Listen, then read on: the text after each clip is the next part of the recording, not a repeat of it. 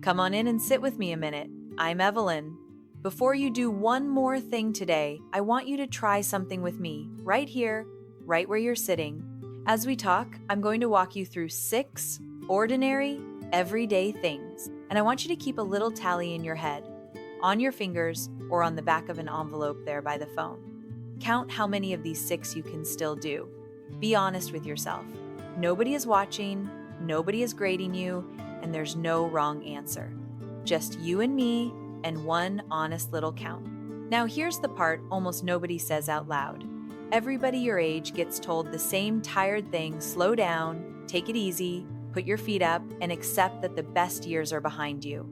And I want to tell you, as gently and as firmly as I know how, that is mostly wrong. Because the folks I watched hold on to their own homes the longest, right into their 80s and their 90s, they weren't the ones with the most money or the fanciest doctors. They were the ones who could still do a handful of very ordinary things, and most people quietly give those things up years before they ever have to. You don't lose your independence in one big dramatic moment. You lose it one small ability at a time, so slowly you never notice it slipping, until the day you reach for it and it simply isn't there anymore. Let me tell you why I can say that with such confidence. I spent 30 years helping older people stay in their own homes. 30 years of sitting at kitchen tables, in living rooms, out on front porches, with people just exactly like you. And I watched too many capable, sharp, proud people give up those homes years before they ever needed to, over something small that a little attention would have fixed. And here's the thing you should know about me. Now I'm the age of the people I used to help. So I am not talking down to you from behind some desk. I'm sitting right beside you at the same table in the same season of life. When I tell you something is hard, it's because I know it's hard. When I tell you that you can do it, it's because I have watched it done 1,000 times. And I'll be honest about something else too. These 6 things I'm going to show you are so simple and so completely free that the people who profit from filling those big facilities would just as soon you never sat down and counted them at all. There's no gadget to buy here, nothing to order, nothing to sign, just 6 honest checks and a way to hold on to each one. So stay with me all the way to the end, because number 6 is the one almost nobody thinks to test, and it may be the single most important one on the whole list. It's the one that quietly tells you the most about how many good years you've still got in your own home. We'll get there together. Keep your tally going till then. Here's why all of this matters so much. The CDC reports that about 1 in 4 adults over 65 falls every single year, and a fall is the most common reason a person loses their home and ends up somewhere they never once wanted to be. And the National Institute on Aging has spent years studying how we age, and the pattern is clear as a bell. Staying active and staying capable is one of the biggest things that predicts whether you get to keep living independently. Not luck, not money, capability. The plain, everyday ability to move through your own house and take care of yourself. That is what we are protecting today. This is your home and you can stay in it. Before we start counting though, do me one small favor. Down in the comments, tell me 2 things how old you are and whether you're doing this for yourself or for someone you love. A husband, a mother, a dear friend down the street. I read every single one of them. Everyone. Your stories are the whole reason I sit down and make these, and they're what tell me what to talk about next. So don't be shy, leave it below, and then come right back and let's count together. Now, I want you to picture your independence the way you'd picture a garden. Nobody hands you a garden that stays beautiful all on its own. A garden is tended. A little water, a little weeding, a few minutes, most days, and it thrives for years and years. Ignore it for one season, and it doesn't die overnight. It just quietly goes to seed, one corner at a time, until you barely recognize it. Your ability to live in your own home works exactly the same way. It isn't a gift that gets handed to you or snatched away. It's a garden you tend. And these 6 things, they are the 6 beds in that garden. So let's walk through them together, one bed at a time, and see how yours are growing. Keep counting. Number 1. Getting up out of a chair without pushing off with your hands. This is the one nobody expects to matter, and it may matter more than almost anything else on this list. Think about how many times a day you stand up from the kitchen chair, the couch, the bed, the pew at church, the seat of the car, dozens of times without a single thought. And the strength that lifts you out of that chair is the very same strength that carries you up a curb, that catches you when you stumble, that gets you up off the floor if you ever go down. When that leg strength quietly fades, the whole world starts to shrink around you. First, you plant one hand on the armrest, then two. Then you need a push from somebody. Then you start choosing only the tall, firm chairs and avoiding the low, soft ones. And avoiding, my friend, is exactly how a life gets smaller without anybody deciding it should. So here's your honest little self-test. Sit down in a sturdy dining chair, the firm kind. No wheels, with the back of it up against a wall so it can't slide out from under you. Fold your arms across your chest and see if you can stand all the way up and sit all the way back down without using your hands at all. If you can do it once, that's good. If you can do it a few times in a row, that is even better. That is real, useful, everyday strength. Now please do this next to a kitchen counter or the back of another solid chair you can grab in a hurry. And if anything hurts, or your head swims even a little, you stop right there. This is a check, not a contest.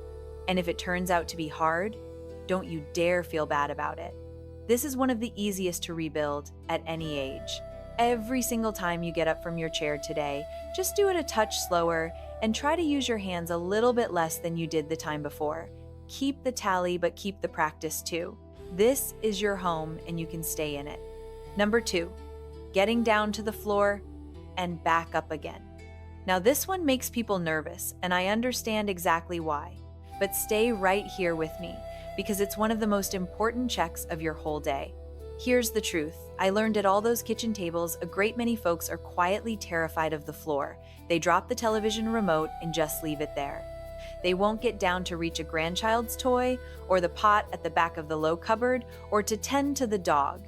And the reason they're scared isn't really the getting down. It's the getting back up.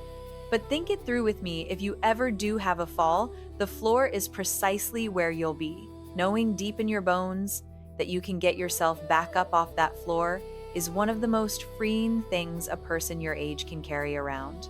It is the whole difference between a scare and a catastrophe. I sat with a woman once, I'll call her Gloria, 72 years old, sharp as a tack, ran her entire household like a captain runs a ship. And Gloria told me, almost in a whisper, that she had not gotten down onto her own floor in 4 years. 4 years. Not because she truly couldn't, but because she'd scared herself out of trying, and the fear had grown deep roots while she wasn't looking. We worked on it slow, with a chair beside her the whole way. And the day Gloria got herself down to that kitchen floor and back up onto her own 2 feet, she sat down at the table and she cried. Not from sadness, from getting a piece of herself back that she thought was gone for good. So here is the gentle test, and only if you feel steady. With a solid chair or the couch right beside you to hold, see if you can lower yourself down toward the floor. One hand on the furniture is completely fine, always, and then get yourself back up again. Any way you can manage it. There's no elegant and no ugly here. Up is up. And if that's simply too much today, that is perfectly all right. The rebuild is patient and simple practice, lowering toward a chair seat and back up, then toward a stack of firm cushions, working a little closer to the ground only as you feel safe, always with something sturdy to hold, and, if you can, someone else home in the house. If it hurts or you feel dizzy, you stop. A garden is never rushed, it's tended. Number 3, standing on one foot for about 10 seconds. This is your balance, and balance is the quiet bodyguard standing between you and a fall. Nearly everything about staying home rests on this one thing. Remember what the CDC told us a moment ago. 1 in 4 of us falls every year. Your balance is the thing working silently all day long to keep you out of that number. And the beautiful part is, you can measure it in about 10 seconds, right there in your own kitchen. Here's the test, and please listen to the safety part first. Stand right next to your kitchen counter or a sturdy chair, close enough that you could grab it in an instant. Don't you skip that part. Now, shift your weight onto one foot and lift the other just an inch or two off the floor, and see how long you can hold it there. 10 seconds is a wonderful sign. If you wobble and reach for the counter, no harm done at all. That is exactly why the counter is right there. Try the other foot too, and I'll be honest, my own left side has always been the wobbly one, so don't feel alone if one foot behaves and the other one betrays you. The second anything feels off, you put that foot down and you hold on. If 10 seconds feels more like 10 years, here's your rebuild, and it costs you nothing but a habit. Every time you stand at the kitchen sink washing up, or wait for the kettle to boil, or brush your teeth of an evening, hold the counter, and practice shifting your weight onto one foot for a few seconds, then over onto the other. That's the whole thing. A little bit every day, tucked right into things you already do. That is tending the garden. This is your home, and you can stay in it. Now let me stop right here for a second, because I need to be straight with you. If you've counted 3 so far and come up short on one of them, if you couldn't get down to that floor, or you wobbled clean off that one foot, I do not want you to close this and feel like the door on your own home is swinging shut, because it is not. Hear me clearly now. If you can't do one of these things today, it does not mean you are headed for a facility.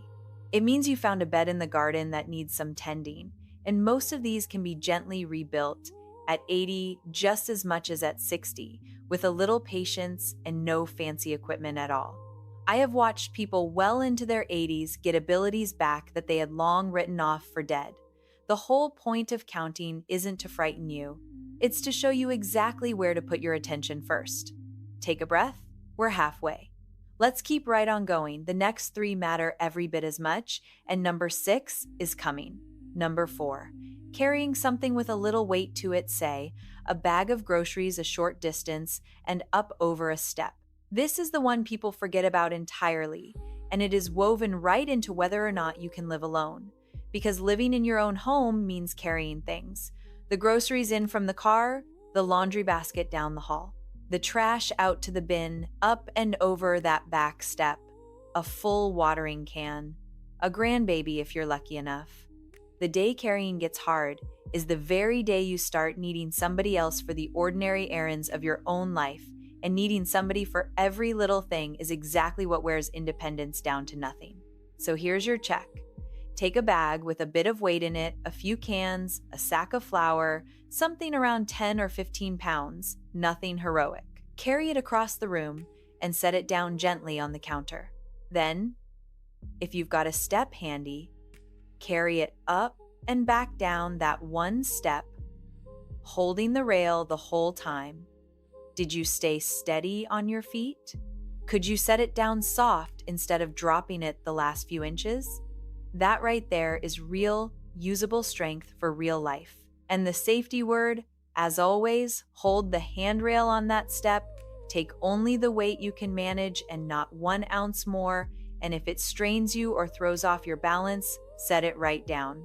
To keep this one, you don't need to lift weights at a gym unless that's your pleasure. You just carry your own life on purpose. Bring the groceries in 2 smaller bags instead of 1 great heavy one, but do carry them yourself. Take the laundry down the hall on your own. Keep doing the ordinary, everyday carrying, and your body keeps the strength to do it. Hand it all off to someone else every time, and that strength quietly packs up and leaves. Use it, and you keep it. Number 5, opening a jar, gripping, and twisting. Now, you might be tempted to laugh at this one. Please don't. Grip strength is one of the most studied little measures there is, and researchers have found that how strong your hands are tends to track closely with how strong and capable you are all over your body. Your hands are the honest witnesses for the whole works. But even setting the science clear off to one side, just think about your ordinary day, opening the jar of pasta sauce, the stubborn jam lid, turning a stiff key in the front door, gripping the stair railing, holding the pot handle steady so your supper doesn't tip.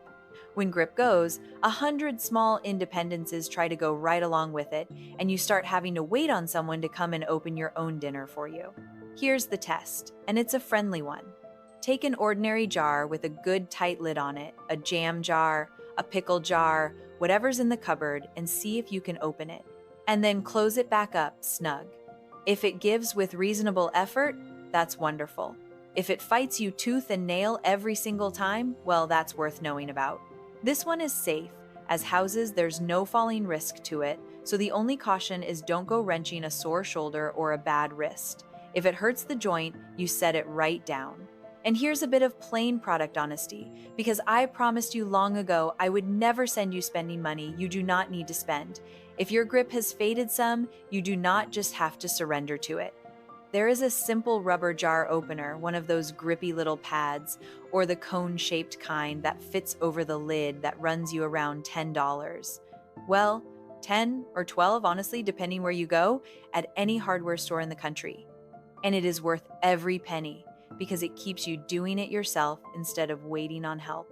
Skip those fancy electric jar opening machines they advertise for $40 or $50. The $10 rubber grip does the very same job and it never breaks down on you. And to keep the grip you've already got, carry those grocery bags we just talked about, squeeze a soft rubber ball while you watch your programs of an evening, wring the dishcloth out by hand instead of the dishwasher. Little things.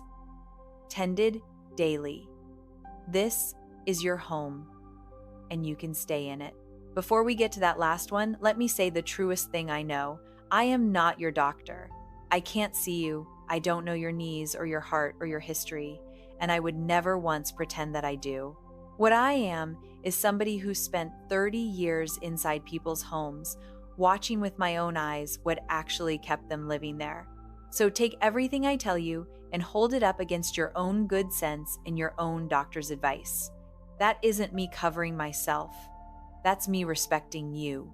And now, at number 6, the one I told you to wait for, walking and talking at the very same time without stopping. I know. It sounds like the simplest thing in the whole world. You've been doing it since you were 2 years old. But this is the one that quietly tells you the most, and here is exactly why. Walking while you talk means your body and your brain are working together in the very same moment, sharing the load between them. Researchers who study aging pay very close attention to this. They found that when a person has to stop walking in order to answer a question, when the feet come to a halt the instant the mouth starts moving, it can be an early, honest sign that the reserve between brain and body is running a little thin. Now, that is not a diagnosis of anything, and please don't you turn it into a worry if it truly concerns you. That is a conversation for your doctor, not for me. But as a simple, gentle check of how well your whole system is pulling together, there is nothing better in the world. Here's the test, and it's the very safest one yet. The next time you're walking down your own hallway, out to the mailbox, around the yard with a friend, have yourself a real conversation while you go. Recite your grandchildren's names and their ages. Say your telephone number backward. Talk about your whole day out loud, to nobody in particular. And just notice, gently, with no judgment, do your feet keep moving along smoothly while the words come out? Or do you catch yourself stopping, planting, going quiet the moment you have to think? If you'd rather test this one indoors, walk your own hallway where the walls are close enough to steady you, no rushing, good shoes on your feet, and if you feel the least bit unsteady, you slow right down or you sit. I think often of a man I sat with. I'll call him Frank, 78 years old, a retired mailman who had walked every street in his town for 40 years. And Frank noticed that he'd started going quiet whenever he walked alongside his daughter, and that worried him more than any ache in any joint ever had. So we made it a game instead of a fear. Every evening, Frank and his neighbor walked down to the corner and back, and the one rule was they had to keep talking the whole way. The weather, the ball game, the old days, anything at all. Just that. Walking and talking, on purpose, most evenings of the week. And Frank kept his home, and he kept his corner, and he kept his stories.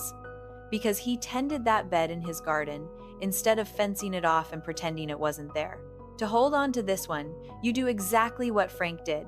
Walk most days and don't walk in silence. Walk with a friend, walk on the telephone with your sister, walk and name the flowers out loud as you pass them. Movement and conversation, braided together like two strands of the same rope. That is the richest soil there is. This is your home and you can stay in it. So let's count them all up together one last time and you tell me your number. 1, standing up out of a chair without your hands. 2, getting down to the floor and back up again. 3, balancing on one foot for about 10 seconds. 4, carrying a bag of groceries and taking a step with it. 5, opening a jar with your own 2 hands. And 6, walking and talking at the same time without stopping. 6 ordinary things. 6 beds in your garden. However many you counted just now, that number is not a grade, it is a map. It shows you exactly which bed to go and water first. If you got all 6, oh, I am so proud of you, and you ought to be proud of you too. That is a genuine badge of honor, and it means you are doing a great many things right, so keep on tending them. Because a garden you stop tending is a garden that quietly goes to seed. And if you got 3 or 2 or even just 1, then you just learned precisely where to begin, and you learned it in your own kitchen for free, with no appointment and no fear and nobody's permission. That is a gift most people never give themselves, because most people never stop to count at all. Now here's one thing I'd like you to do for me. If you've got a son or a daughter who worries about you, the one who keeps gently bringing up whether maybe it's time to think about somewhere safer, send them this list. Let them see the 6 things you can still do with your own body in your own home. It will ease their heart, and it puts the whole conversation right back where it belongs, in your kitchen, on your terms, on your ground. This is your home, and you can stay in it. And remember what I told you at the very start. Your independence is not a gift that gets handed to you or snatched away in the night. It is a garden. It answers to a little bit of tending most days, and it will go on giving for years and years. You do not have to do all 6 of these things perfectly today. You don't have to do anything at all perfectly. You just have to keep tending your patch. So here's all I'm going to ask of you. Do one thing on this list today. Just one. You've got more life to live and a home to live it in. Take care of yourself. I'm Evelyn, and I'll see you right back here next time.